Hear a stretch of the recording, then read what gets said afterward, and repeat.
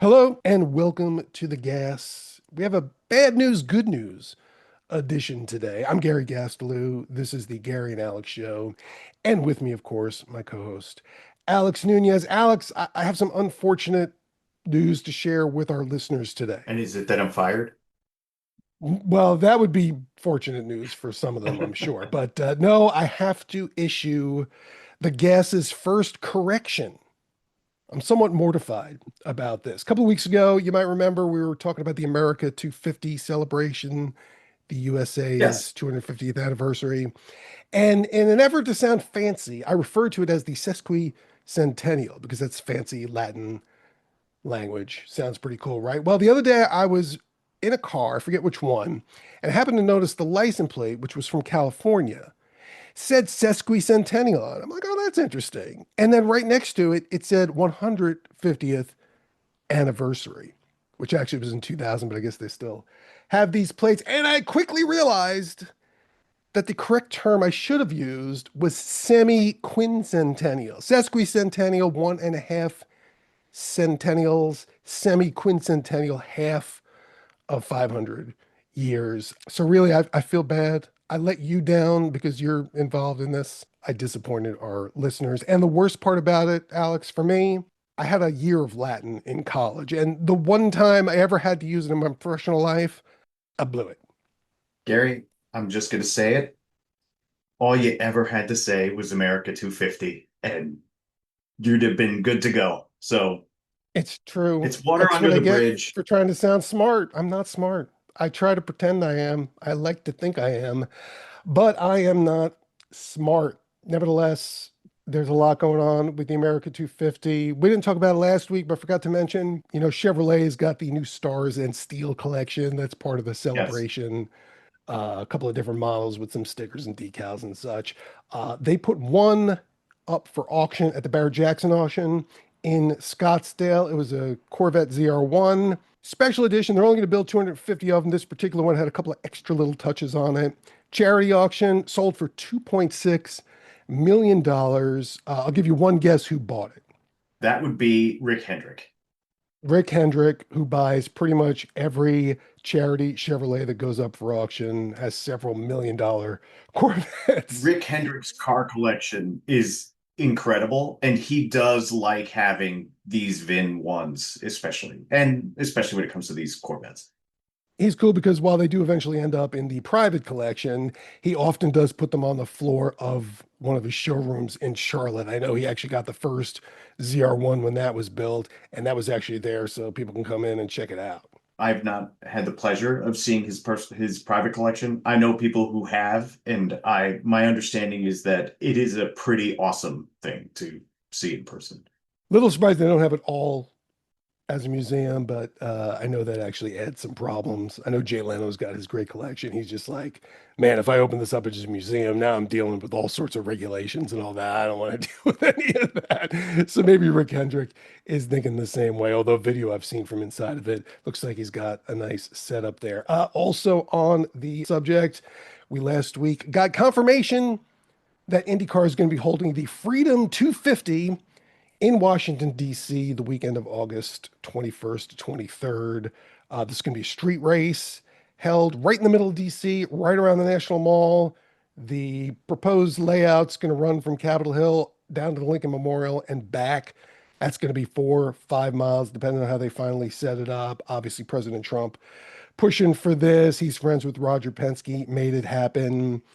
Look, I'm sure a lot of people are out there. I know a lot of people are out there who don't like the optics of it. They think this is a bread and circus thing, and they're not fans of Trump. So now they're already saying bad things about IndyCar for being involved in this. I don't think there's too many of those people, though, in the big picture. I think this is going to be one of the biggest racing events in American history. I'm with you. Also, free IndyCar street race in DC. I mean, it's going to pull a ton of people. These street races are fun. As long as you can still sort of get around easily, it can be dicey depending on the street circuit. But Although with this, they're working with such an enormous amount of space with that national mall. I have a feeling it's going to be pretty easy to get around. You might actually see the race itself so well. Street races, you just never it's do. about the Cars go scene. zipping by you, but that's not what it's about. It's about the scene. Street races. Listen, you find one spot where you could see the cars go by, and hopefully where you could see one of the big monitors that's actually carrying the TV feed that allows you to actually watch the race. I mean, the dirty secret, for most races in person is you still see it best on any of the 8 billion billboard monitors or Right. televisions around the circuit, not where you're necessarily sitting. And that's not a shot at it because the experience is great to be at a race and you see it and you hear it and there's a ton of fun stuff. So listen, people are going to complain, whatever, let them complain. I think it's going to be cool. It's going to be really interesting. It's sort of unprecedented that you have a street race announced for a city that does not do street races. And it's just going to happen because they're just going to helicopter money all over this thing to ensure that it happens. And it sounds like it's already coming into the teams. We saw Graham Rahal on social media saying his phone is ringing off the hook with sponsors even more than for the Indy 500, which is kind of astonishing to me. I'm going to be interested to see where the paddock for this is because that's always a fun part Hmm. of IndyCar races, going to check out the garage and the paddock and all that. But also the layout of the track. There's the potential for some enormously long straightaways here. The speed might be insane, depending on how they finally put this thing together. But again, you mentioned free admission. I'm sure there'll be some fancy VIP areas as well, but Sure. general admission will be free. Still will be an incredible lift to get this thing done in the next 7 months. Street races are hard enough to organize, let alone the middle of a big city, let alone the middle of a city, like you mentioned, doesn't usually hold races like this. Although, I don't know if you remember this, but DC has had one auto race before, not by them all, but in 2002, the American Le Mans Series, Hmm. IMSA's predecessor, held the Cadillac Grand Prix of Washington, D.C., over by RFK Stadium on the streets and the parking lots over there. It was a one off race. Definitely didn't have the cool backdrop this one's going to have. But right now, RFK Stadium is being demolished and redeveloped. So they couldn't do it over there, which I'm sure would have been a lot easier I'm sure it would have been a lot than easier. trying to do it on the National But Mall. as a television product, which again, a huge consideration, it's going to look great. Just the same way NASCAR when they raced on the streets of Chicago, awesome on TV. It's a big factor. Yeah, and Fox was very involved in the announcement. They're certainly going to help set up the track as well to get those great shots because that's really what it's going to be about, getting the monuments and the buildings in the background. While that's a very big track, NASCAR just kicked off its season on its smallest track on Wednesday night. Supposed to be on Sunday, got snowed out, got pushed to Wednesday, but they still couldn't avoid the snow for the NASCAR Cookout Clash at Bowman Gray Stadium in Winston-Salem. This was a wild one. Not sure it went the way they hoped. 200 lap race, first 100 laps were fine. Then the snow and sleet arrived. Not a big dump, but enough to cause them to go to the wet weather tires. And things definitely got wet and wild for the rest of the race. Lots of contact, lots of yellow flags. It was a real mess. I feel bad for the teams gonna have to fix up a lot of these cars. Then they ran into trouble that there were so many yellow flag laps that the car started running out of gas. Kyle Larson came in, Chase Elliott came in. They don't even have pits at this race because it's too small. You got to pull around back into the paddock. Then NASCAR just said, you know what, everybody's got to come in and get some gas because we're not going to make it to the end. The race went about an hour longer than expected. At the end of it, Ryan Preece won. Maybe not a surprise. He came up through modifieds, has a lot of short track experience, has raced at Bowman Gray probably more than anybody else in the Cup Series. It was a very exciting win for him. Here's what he thought of the race. I don't care what type of a race car driver you are. It's 35 degrees. You don't know where you need to be for air pressure or adjustments or all these things. When they set these race cars up, they're in for dry conditions. So you work really hard to get to that level. So yeah, there was a lot of emotions there. Obviously, I'm on the good side of it right now.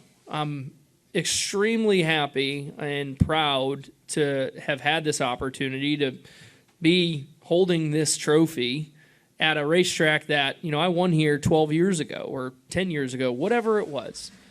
And this was part of that journey, to be at the cup level. And, I've been doing this full time for the most part since 2019. And I remember I was going to, I'm not kidding. I was moving back to Connecticut in 2 years ago. And, the stars aligned and this opportunity at RFK came about. And, I remember there was nights where I thought if it, is this going to come together or am I just going to be another story where it falls apart in the last second? And I'm grateful that it happened. Alex, I don't know. It was a spectacle to be sure, but this being maybe one of the biggest years in NASCAR history with all the new changes, the return of the chase, the end of the lawsuit, all the fun stuff. Not sure this is the look they wanted to kick off the season on national TV. Well, so let me preface this by saying I did not watch one lap of the race. The entirety of my monitoring of the situation of the race was basically Bob Pockrass on Twitter and texting with you throughout the thing.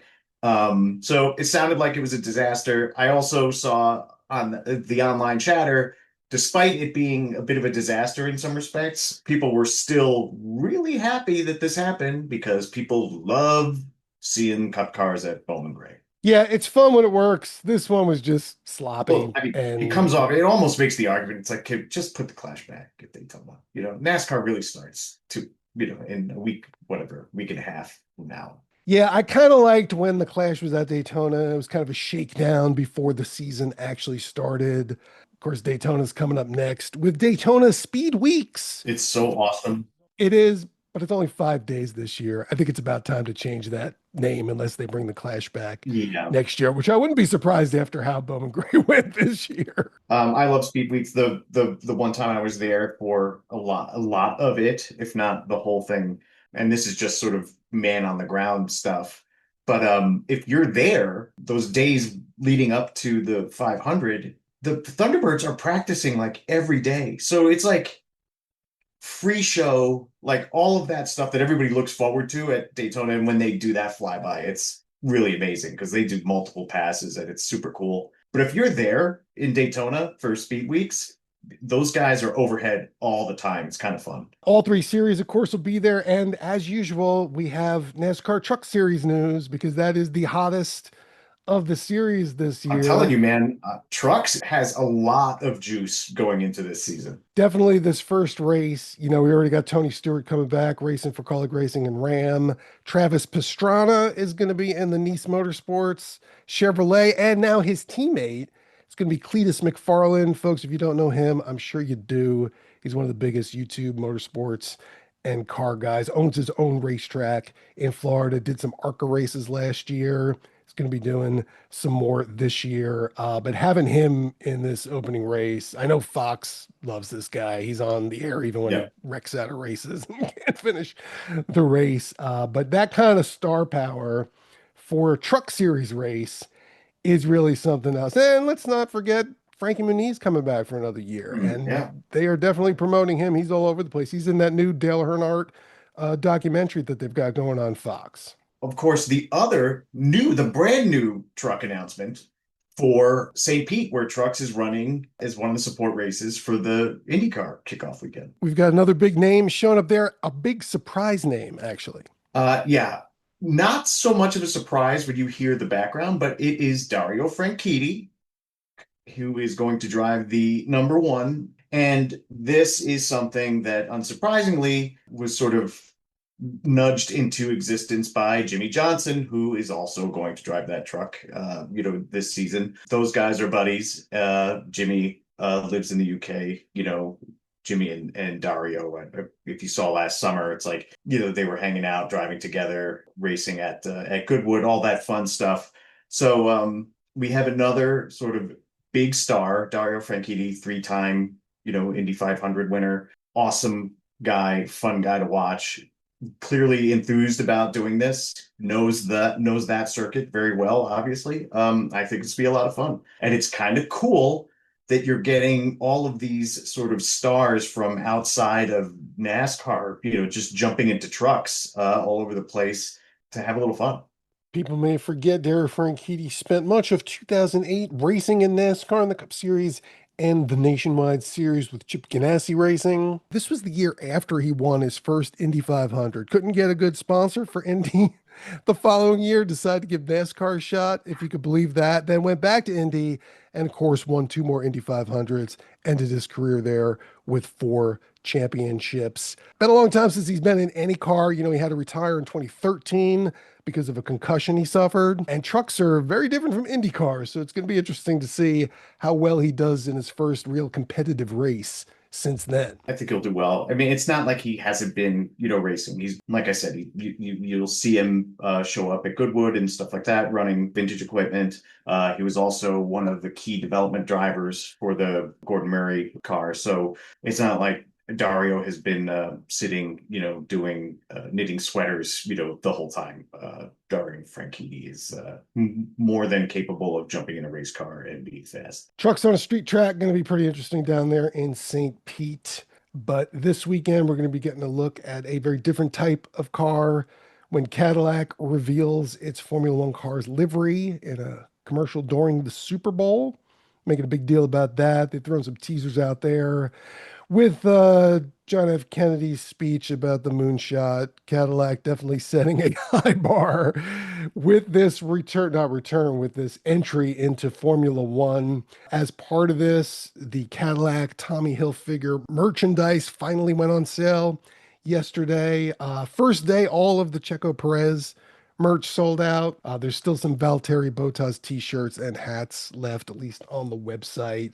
It's pretty classy looking Tommy Hilfiger stuff. They're definitely going for that American style. Have yet to see the cheesy racing gear. I would expect maybe some of that will be on the way, or are they just going to keep it all Yeah, I mean, high I have bar, a feeling this car could be, highbrow? I think it's going to be predominantly black. I mean, what you're seeing with the merch is a lot of, predominantly black, predominantly white. The Hilfiger stuff adds that shot of color in some circumstances. One of the interesting observations, a lot of women commenting back to the Cadillac Formula One X account saying, where is the women's line? Because there was not any sort of dedicated women's There's some in there. There's some clothes. Maybe not I as guess much. Maybe not the as front much page. as I think the demand was for. But I found that interesting. And to me, that speaks to sort of one of the big differences of Formula One, driven by things like Drive to Survive. That audience is not, you cannot sort of just segment it by, it's not just like an audience of dudes. It's a big mix, as evidenced by immediate feedback from women who wanted merch and couldn't get it. As for the big Super Bowl ad launch and the installation they have in Times Square right now with the car in a box, the box is opaque right now and it will become transparent, when after the ad or whatever. This is the sort of go big or go home stuff that I think is completely warranted for a program like this. I mean, it's costing them fortune. A lot of the juice in Formula One is by doing big visible stuff like this. So I think that is smart. Frankly, I mean, I feel like Cadillac could have been doing stuff like this for product launches for a number of years. Every time they had something, cool to put out there, something that was culturally significant. But so here we are. They're going to be in the thick of it. It's one of the few ads that I'm actually looking forward to seeing. I haven't really seen a whole lot. Super Bowl is usually all this ad chatter. There's some interesting stuff, but this one seems like it's going to be the big one. Do you think it matters how the team performs this year? I know they think and have indicated they're planning on being competitive year one, which is usually pretty remarkable for a new team, although we do have the new formula and this is General Motors. It's not some shady little startup Formula One team. They've got all the might of any company possible. But do you think it's going to matter as far as the fans are No, concerned? I don't Or think that. do they get a pass for the first No, year? because listen, I don't think it's going to matter that much. I think fans are excited that there's a new team, in Cadillac there. Clearly, the drivers have their own force of gravity around them. That, like you saw, the Checo stuff sold out pretty much immediately. So, do they want to perform well? Of course they do. It's a racing team. Nobody that is in any form of racing doesn't want to be fast and show up and be competitive. Does a lousy season, and I don't even want to predict anything, this early. We haven't seen anything. Everybody's running brand new equipment. Does it impact anything like that? No, I don't think it. I really don't think it does. All the teams sell merch. All the teams have following, and you're going to get, coming off of this, a full season of Drive to Survive a year from now that has the Cadillac team and that whole story. And I think that'll be compelling and actually pull more people in year two as they sort of follow the introductory narrative of this new outfit. I'm a little surprised the other American team, Haas F1, hasn't pushed its promotions a little harder this year. They're kind of giving Cadillac the stage. I know they really have been a pretty low-key team, but they've been there a decade now.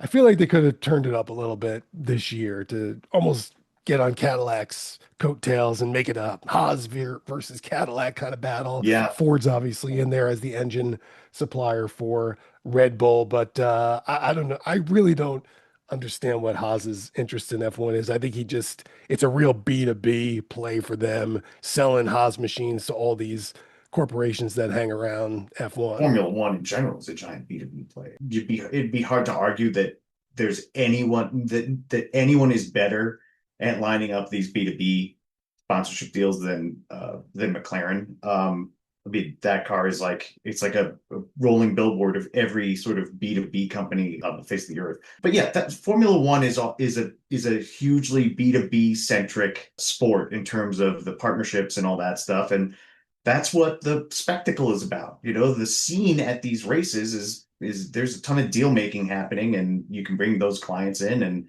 it's very conducive to all that stuff. We do have some Ford news this week that's not F1 related.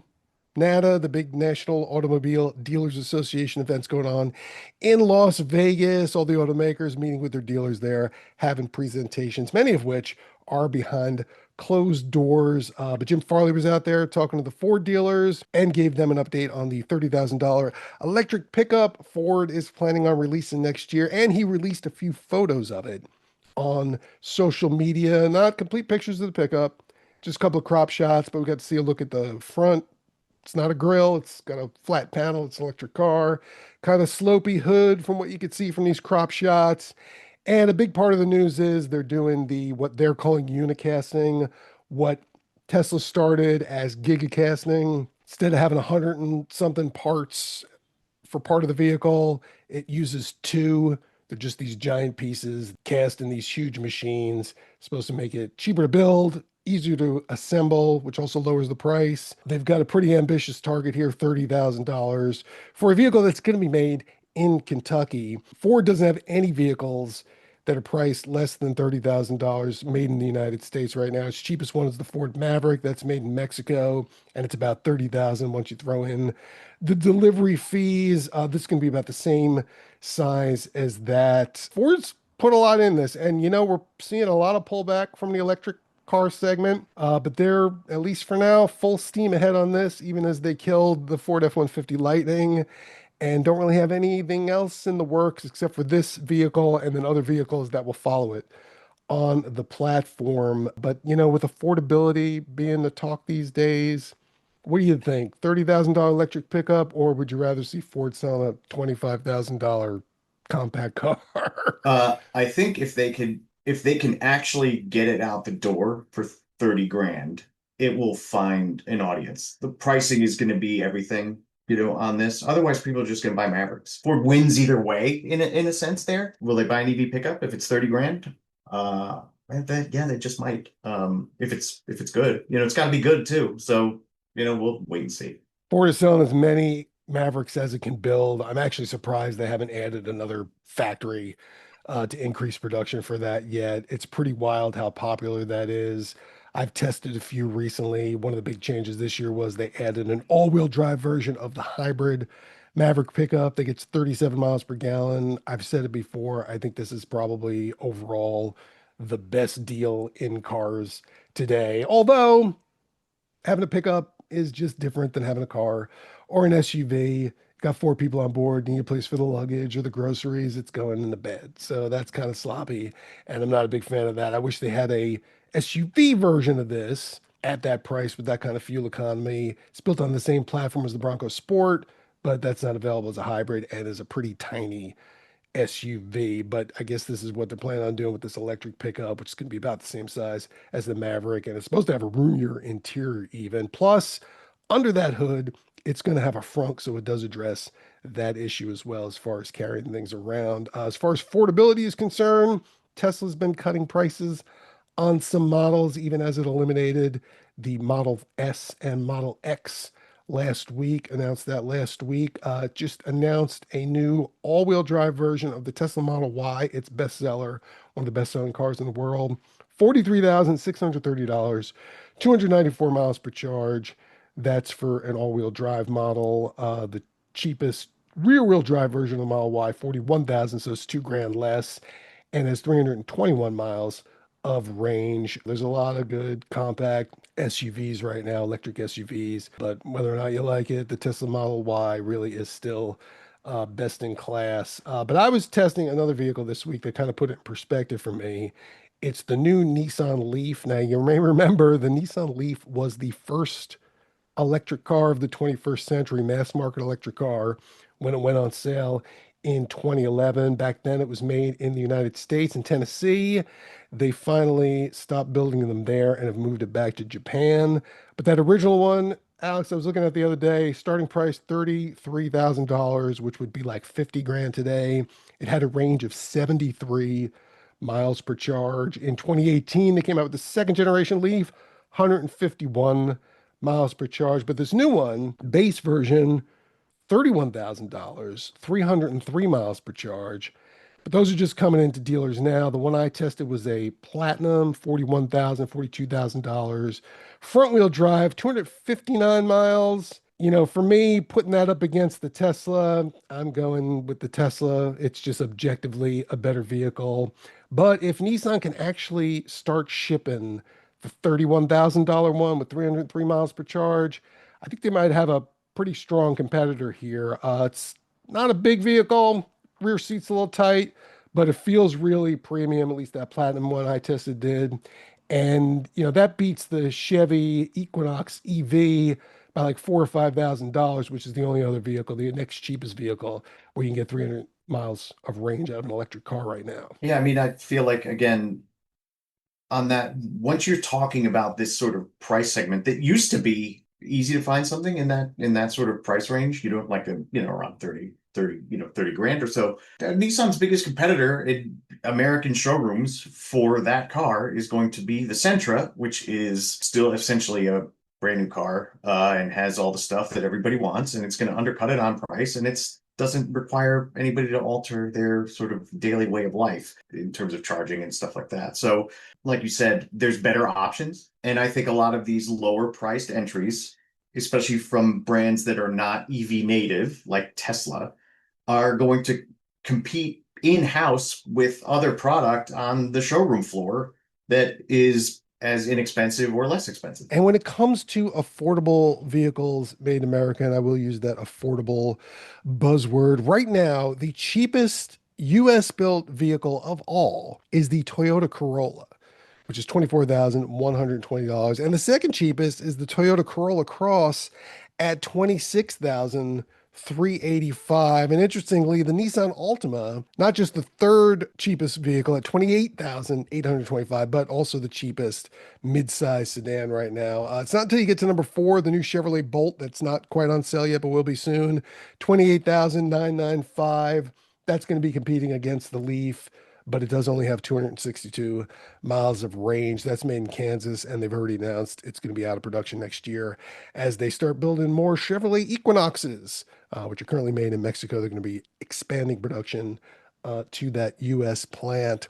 I'm shocked when I see the Corollas being the least expensive cars made in America. I just feel like the American brands maybe aren't even really trying. And why should they be? Right now, they're making tons of money and selling everything they can that's expensive. They're selling stuff that that makes money, but Toyota is showing that it's going to win that low end argument. The Corolla and the Corolla Cross are extremely capable and rock solid vehicles, especially at those entry point price ranges.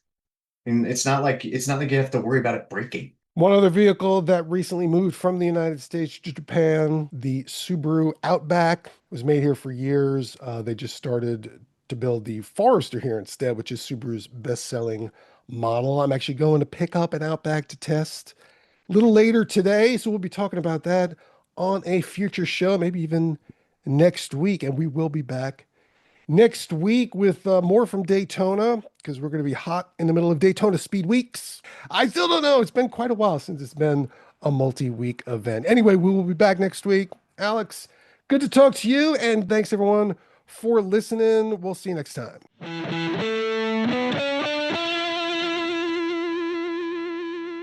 The Gas is a production of A-Car Media and American Cars and Racing.com.